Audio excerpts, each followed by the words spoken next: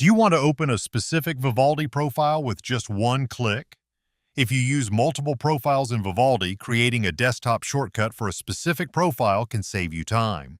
Instead of opening Vivaldi first and then selecting a profile, you can launch the one you want directly from your desktop. To create a profile shortcut, start by opening Vivaldi and clicking the profile icon in the top right corner of the browser window. From the Profile menu, choose the profile you want to create a desktop shortcut for. Then click on that profile and you'll see the Create Desktop Shortcut option. Select it, and Vivaldi will immediately create a shortcut on your desktop for that specific profile.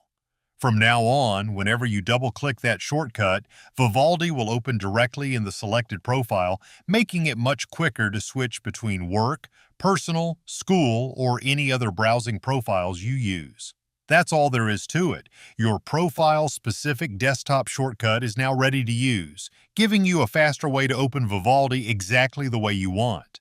If this guide was useful, consider liking the video and subscribing for more Vivaldi walkthroughs, browser tips, and customization ideas.